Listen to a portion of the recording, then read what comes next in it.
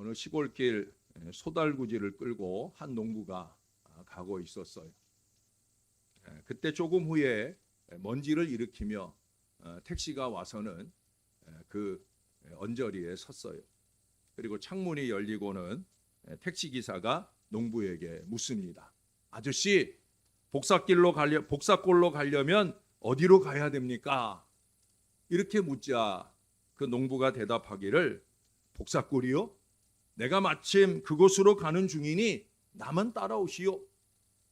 그러자 택시기사가 다시 물어요. 얼마나 걸리는데요? 라고 묻습니다. 이 물음에 대하여 농부가 말합니다. 한 20리쯤 가면 됩니다. 잠자코 따라오시오. 하고는 천천히 달구지를 몰고 가기 시작합니다. 그런데 너무 천천히 가니까 따라가는 이 택시기사의 마음은 속이 터지지 않겠습니까? 예?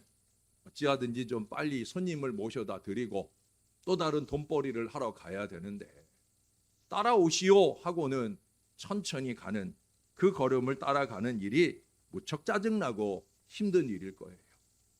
앞장서는 사람의 속도가 뒤따라오는 사람의 속도보다 느리다고 하면 그 앞장선 지도자적 입장에서 이끈다는 것 자체가 모순일 거예요. 앞장섰으면 제대로 잘 가야 합니다. 어제 새벽에도 말씀 들은 것처럼 은혜를 받으면 은혜를 받은 우리가 장차 선교나 전도를 비롯한 신앙생활 각 분야에서 매사에 선도적 위치에서 쓰임 받겠다. 이것이 바로 비전을 갖는다는 건 앞서가는 거예요. 하나님이 지난 6개월 동안 저에게 보여주신 비전들을 목회 계획서에 담아서 여러분들에게 펼쳤잖아요. 그러면 제가 앞장서겠다는 거죠. 그러니 여러분들 따라오시라는 거예요. 저만 아닙니다. 저와 함께 그 비전을 자신의 비전으로 품은 사람이라고 하면 우리가 앞장서 제대로 가야 되는 거예요. 그때 우리가 달구지의 한계 안에서 펄펄 나는 다른 이들에게 팔로우 미만 외치는 게 능사가 아니라는 거죠. 요즘 사람들 너나 잘하세요 하는 소리나 들을 수밖에 없는 거예요. 그래서 잘 가기 위해서는 잘 준비되어져야 합니다. 우리의 비전 성취를 위한 준비가 있어야 된다는 거예요. 오늘 본문 앞에서부터 보면 이 요셉이 드디어 총리가 되잖아요. 그러나 아직 그의 꿈이 성취된 것은 아니죠. 우리가 지난주에 보았던 창세기 37장에 보니까 두 번의 꿈을 꿨어요. 비전이 뭐예요? 해와 달과 11별이 자기에게 절한다. 예? 형님들의 곡식단이 자기의 곡식단에게 절한다 하는 것이었잖아요. 그러니 아직 그것은 그것은 아직 이루어지지 않은 거예요. 이제 그 온전한 비전 성취를 위해 요셉은 또 하나의 준비에 돌입을 합니다. 7해 풍년이 심히 많을 때 그 곡물을 거두어서 각성에 저축을 합니다. 여러분, 준비라는 것은 풍성할 때, 왕성할 때 이루어져야 되는 거예요. 새해라는 이 시기는 어떻습니까? 모든 준비에 있어서 가장 완벽한 시기잖아요. 왜? 새해가 되면 뭔가 마음이 다르잖아요. 그렇죠? 올해는 좀 잘 신앙해 봐야지. 올해는 좀 계획한 것을 이루기 위해서 내가 좀 열심히 내 봐야지. 그 마음이 뜨거울 때 여러분 잘 준비하고 시작해야 돼요. 남들은 벌써 100번째 열심히 하려고 다 시작하고 있는데 나하고는 전혀 무관한 그런 분들이 되면 안 된다는 거예요. 시작했으면 준비해야 되지요. 희년의 기대로 마음이 뜨거운 이 시기를 놓쳐버리면 뒤늦게 우리의 능력이 흉년기에 접어들 때, 그럴 때 준비하느라고 애써봐야 때는 늦을 수 있는 거예요. 다윗의 이야기 가운데 그의 등장 장면이 나오잖아요. 그가 등장하는 첫 장면은 뭐예요? 바로 골리앗과의 싸움이에요. 이 대단한 골리앗과 싸우러 나가는 다윗의 준비는 뭐였습니까? 물맷돌 몇 개밖에 없었어요. 근데 사실은 그것밖에 없는 건 아니에요. 그가 물맷돌 몇 개와 함께 준비된 마음이 있잖아요. 어떤 마음이에요? 만군의 여호와 하나님이 나와 함께 하신다. 그 마음을 가지고 물맷돌 몇 개를 준비했어요.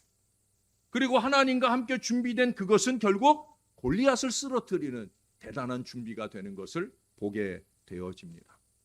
무엇을 얼마나 준비하느냐 하는 것보다 준비하는 그 마음이 중요한 거예요.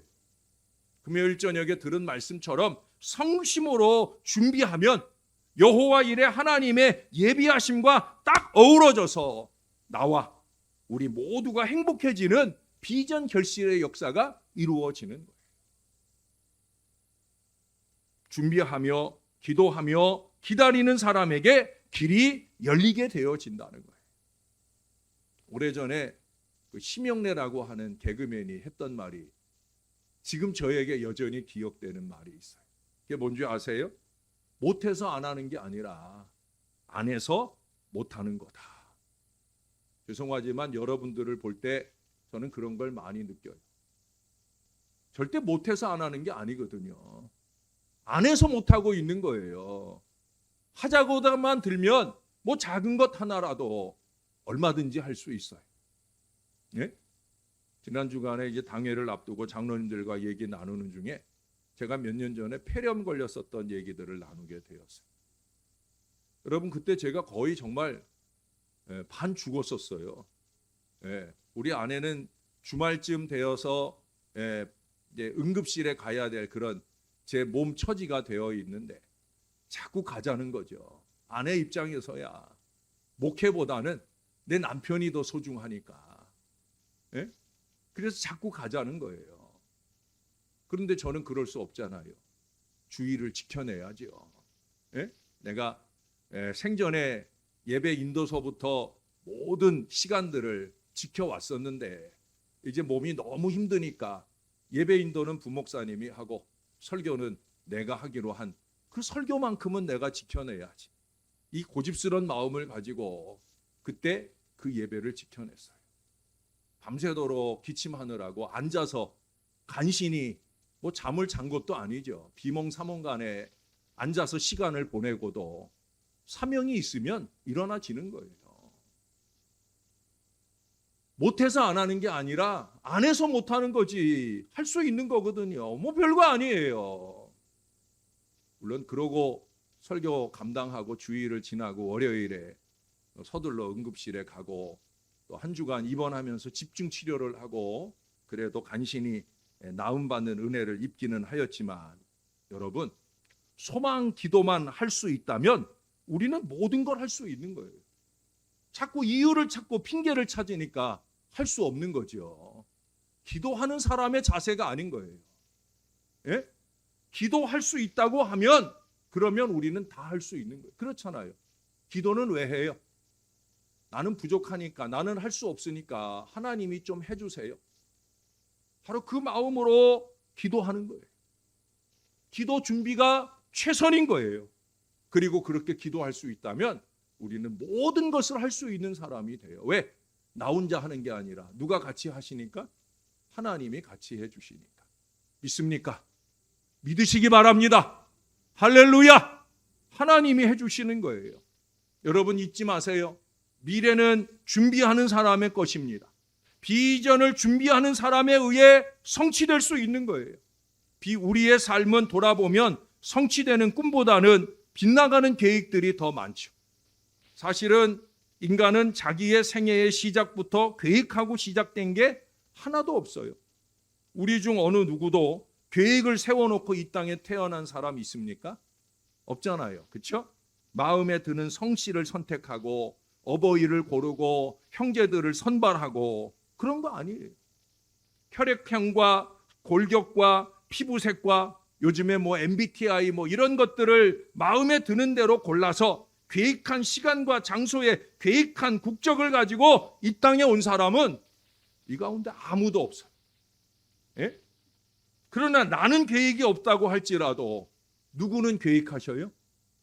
하나님께서는 계획하셔요. 이게 저와 여러분이 믿는 신앙이에요. 나는 계획이 없지만 하나님은 계획하신다. 그래서 나를 부르신 거예요. 목사로 부르고 중직자로 부르고. 근데 자꾸 그 하나님의 계획을 거부하지 마셔요. 나를 부르신 그 부름에 합당하게 순종하고 쓰이는 거예요. 왜? 하나님께서는 계획하신 바로 그 계획하신 바로 우리를 이끌어 가시잖아요. 예? 그 계획을 위해 많은 준비 기간을 지나 오늘 우리가 태어나고 예수를 영접하게 되고 하나님 안에서 부름받게 되고 하나님 안에서 살아갈 수 있도록 그렇게 이끌어 주시잖아요. 아니 그걸 믿는 게 신앙 아니에요? 그렇잖아요, 여러분. 우리가 그거 믿자고 신앙하는 거예요. 왜 매주일, 왜 매 예배 때마다 열심 내고 주 앞에 옵니까? 그걸 믿으니까. 예? 그래서 우리가 주님 앞에 오는데 왜 자꾸 스스로의 믿음을 헛것으로 만들어 버립니까? 왜 자꾸 스스로의 믿음을 시궁창에 처박느냐는 얘기예요. 우리가 믿는 바를 제대로 깨달아 알아야 되는 거예요. 하나님께서는 계획하신 바를 우리에게 이루어 주시기 위해 언제나 우리보다 앞서가셔서 준비해 놓으시잖아요. 우리는 그 하나님의 이름을 뭐라고 불러요? 여호와 삼마. 하나님이 거기 가 계신다. 여호와 이레. 하나님이 예비하신다. 우리가 그런 하나님으로 우리는 이해하고 믿고 있어요. 맞죠? 여호와 삼마의 하나님이에요. 우리가 2023년 여기 오기 전에 하나님은 이미 여기 와 계셨고요. 앞으로의 미래에 이미 가 계셔요. 그냥 가서 그냥 대충 앉아 계시는 하나님이 아니에요. 저도 꼼꼼하다 하지만 하나님에 비하면 얼마나 덜렁거리는지. 이제 나이가 들어가지고요. 정말 깜빡깜빡 하는 일들이 얼마나 많은지. 잘해보려고 정신 바짝 챙기고 하는데도 놓치는 일들이 얼마나 많은지. 근데 하나님은 안 그러신 거예요. 저는 뭐 알람을 켜놓고 뭐 별로를 다 해도 자꾸 잊어버리지만 하나님은 잊어버리는 게 없어요. 예? 우리 하나님 한 사람 눈동자같이 머리카락을 세심받은 그 은혜로 계획하신 것을 이루어 가려고 한다는 거죠. 아브라함을 위해서 제사에 쓸 양을 준비해 놓고 미래에 먼저 가 계셨던 우리 하나님께서는 우리를 위해서는 우리의 비전의 자리에 먼저 가 계시고 모든 것을 완벽하게 준비하고 계실 거라는 거예요. 이제 우리의 준비가 필요합니다. 하나님의 깜짝 쇼가 펼쳐질 때 그저 어안이 벙벙해서 그 의도하심도 깨닫지 못하고 헤매고 오해하고 놀라기만 할 것이 아니라 좀 잘 마음 준비도 하고 좀 제대로 하나하나 기왕에 준비하는 거 좀 볼품 있게 준비하고 있다가 고난도 이기고 하나님과 함께 우리의 비전도 성취할 수 있는 신앙이 되어야 된다. 기도로 준비하고 물질도 준비하고 무엇보다 우리 하나님의 뜻대로 행할 마음 준비를 단단히 하고 비전 새해를 시작하는 저와 여러분들이 되어야 할 줄로 믿습니다. 새해부터 안 한다고 못 한다고 자꾸 그러지 말고요. 예? 하는 거예요. 왜 못해? 할 수 있지. 제가 볼 땐 다 할 수 있어요. 예? 할 수 있어요. 할 수 있어요. 할 수 있어요. 할 수 있는 거예요. 그래야 하나님이 움직여 주시지. 내가 할 수 없다고 내가 움츠리고 있는데 하나님이 아무리 준비하고 기다려도 나는 아무것도 안 하고 있는데 하나님이 어찌 해 주시겠습니까? 여러분 좀 일어서야 됩니다. 빌리 그레이엄 목사님이 집회를 하는데 어떤 사람이 이런 질문을 했어요. 목사님은 장차 올 미래에 대해서 많은 설교를 하셨는데 그렇다면 목사님 자신의 미래에 대해서도 잘 알고 계십니까? 아마 여러분들 중에도 저한테 그런 질문을 하고픈 분들이 있을지 몰라요. 이 질문에 대하여 빌리 그레이엄 목사님은 제가 하고 싶은 이 대답을 했어요. 나는 나의 미래를 전혀 모릅니다. 그러나 한 가지 아는 것이 있습니다. 제가 잘 알고 있는 한 가지는 바로 나의 미래를 누가 붙들고 계시느냐? 바로 이것입니다. 누가 붙들고 있다는 거예요?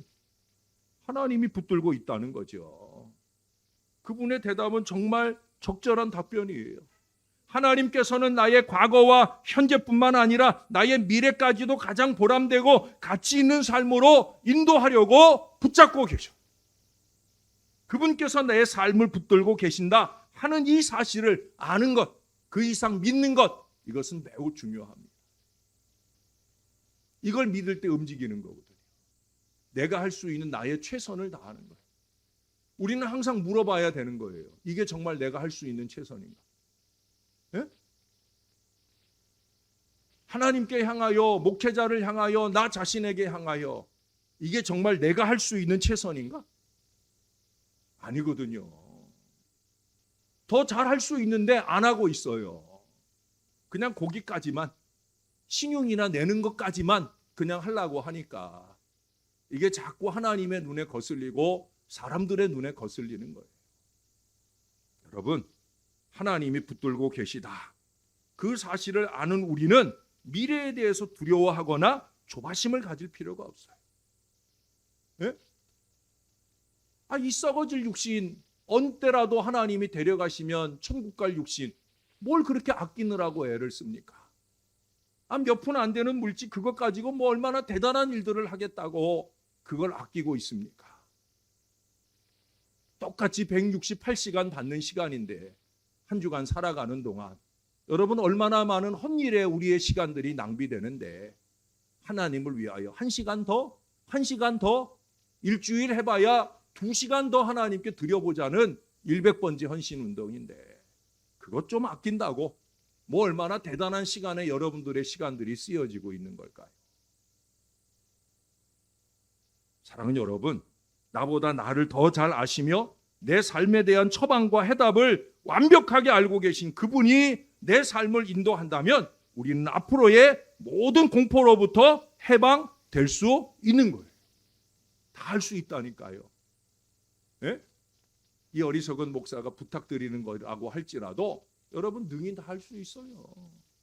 그것들을 해나갈 때 나는 하나님 앞에 내 믿음의 태도를 보여드리고 하나님은 그런 믿음에 대한 응답으로 어린 양을 준비하시는 이 역사가 나타나는 거예요. 1898년 3월 27일 악성 하이든이 죽기 꼭 1년 전의 일입니다. 아마 제가 한번 이 얘기 했을 거예요. 비엔나에서 그가 작곡한 그 천지창조라는 곡이 연주되는 연주회에 참석을 했어요. 몸이 아파서 휠체어를 타고 그리고 간신히 가서 자기의 곡을 연주한다는 그 연주회에 가서 연주를 듣게 됩니다. 감격스러운 연주가 끝나자 청중들이 기립해가지고 그 지휘자와 연주자들에게 박수를 보내요. 그러자 그 지휘자는 그 박수갈채의 영광을 모든 연주자들과 함께 이 천지창조의 작곡자인 하이든에게 돌렸어요. 연주자 전부와 청중이 일제히 기립해서 이제는 쇠약해져 휠체어에 앉아서 연주를 들어야만 했던 그 하이든이 앉아있는 2층 발코니를 향해서 열렬한 박수를 보냅니다. 그러자 하이든은 몹시 당황한 얼굴로 벌떡 일어납니다. 아니요, 아니요, 내가 아니요, 나로부터가 아니라 저곳 위로부터 모든 것이 옵니다. 천지를 창조하신 하나님께 영광을 돌리십시다 라고 말하고 이내 그 쓰러져서 병원으로 실려가게 됩니다.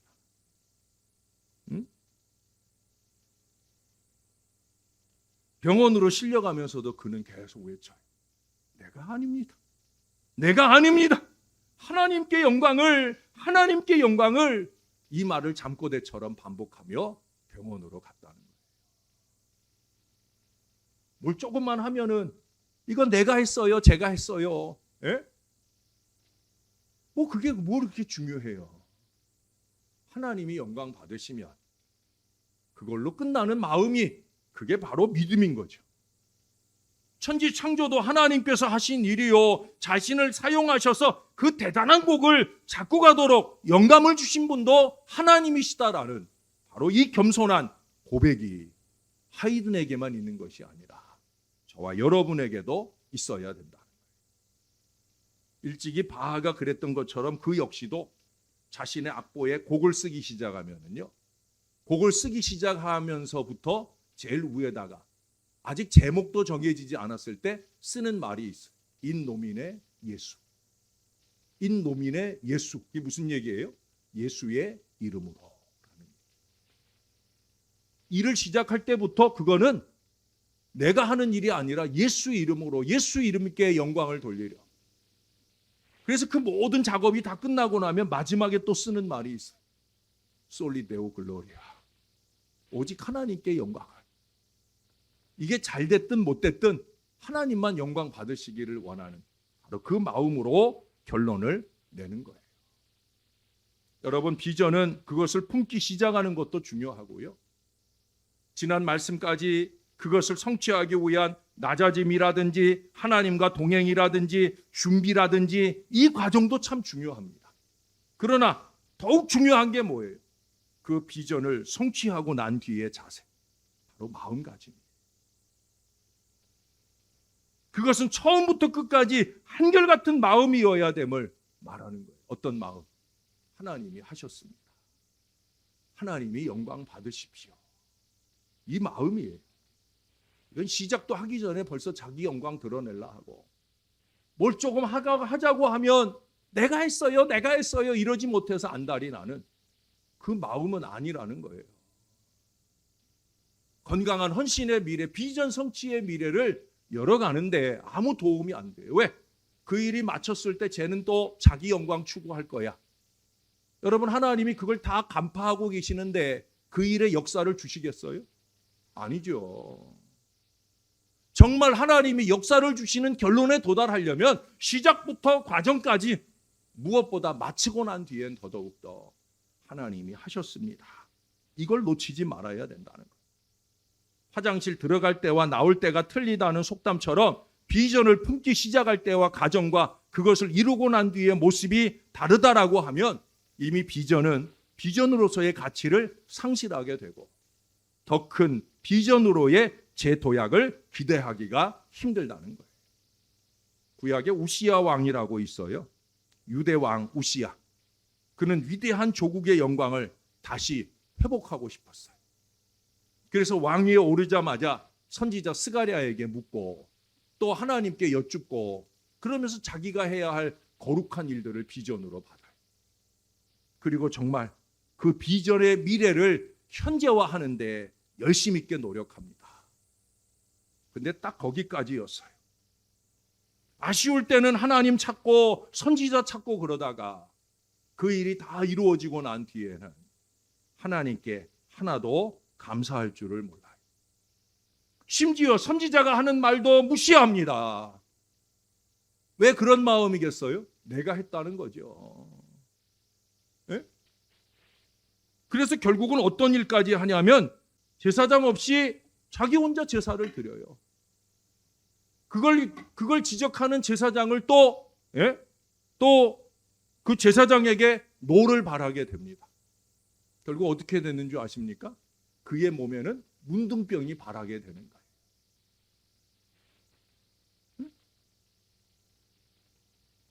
그 이상의 비전적 미래가 그에게는 없다는 거예요.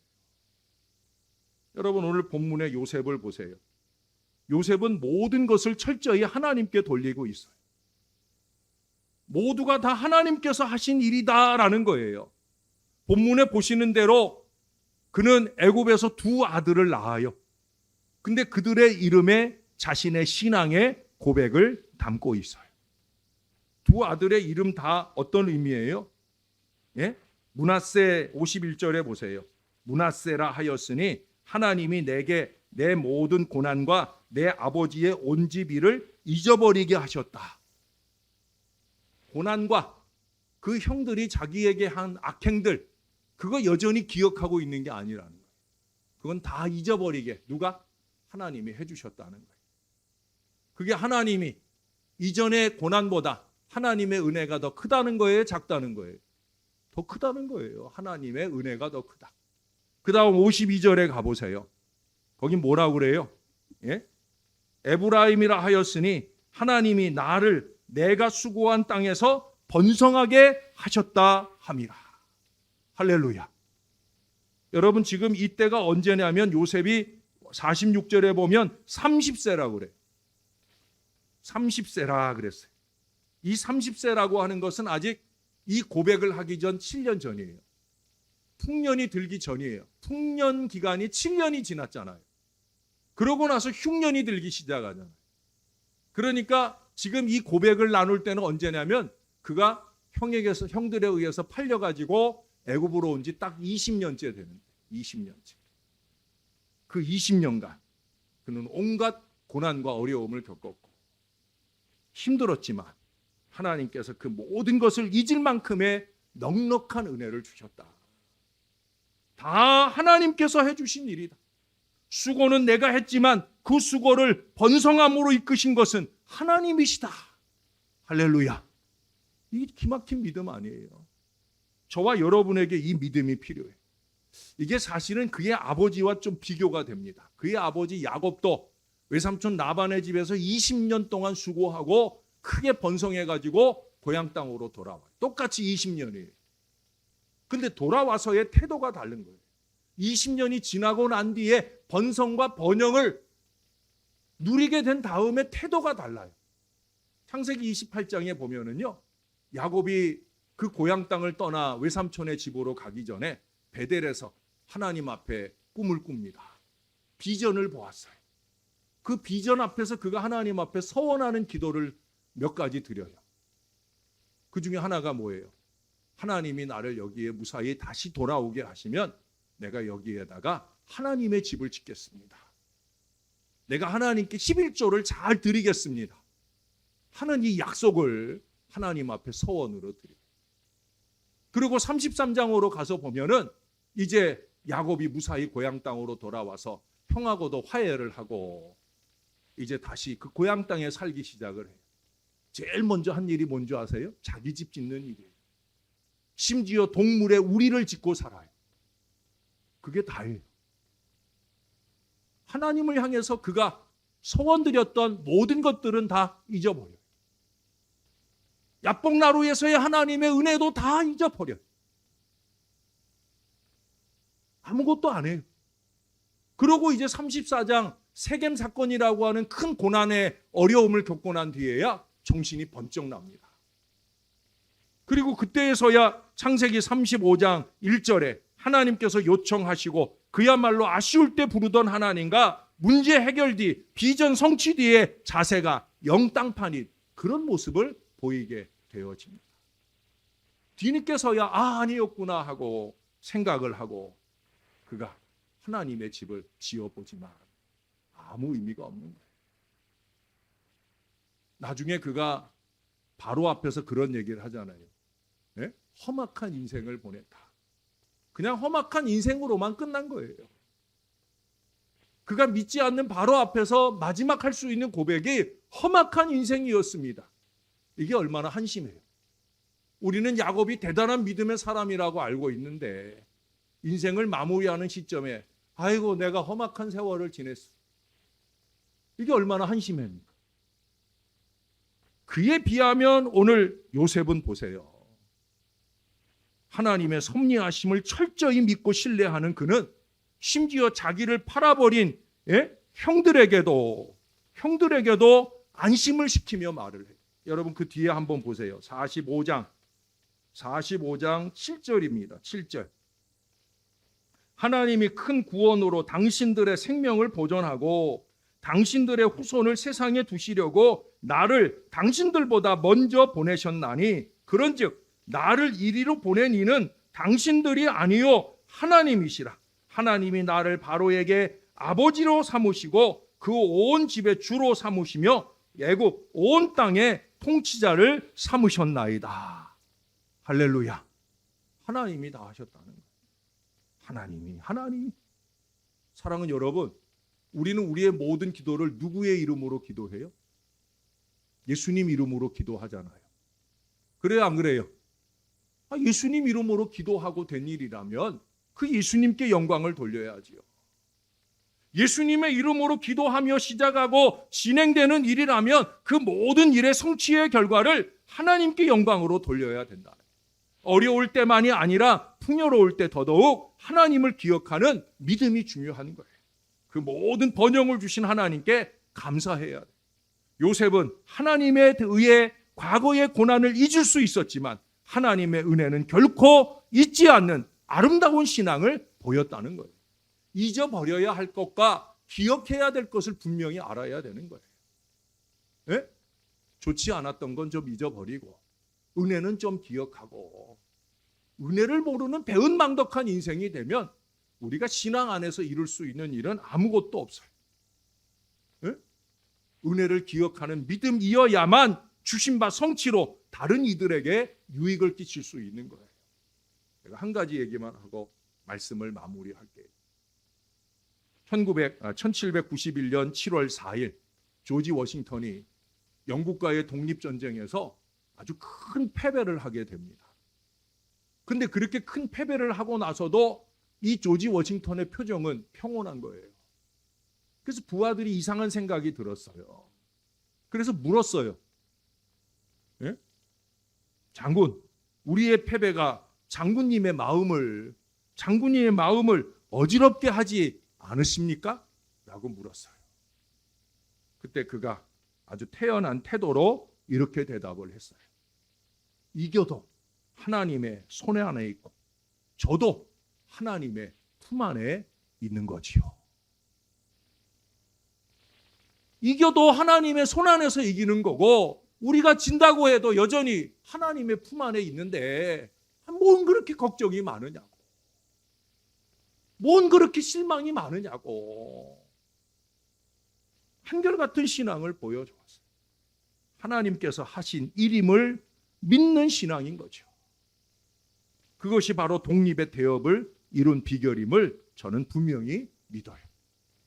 여러분, 비전을 성취하고 그 성취된 비전으로 하나님께 영광을 돌리는 한결같은 믿음은 불꽃 같은 의지와 함께 하나님의 은혜를 잊지 아니하는 호수같이 잔잔한 마음을 가질 때만 가능한 거예요.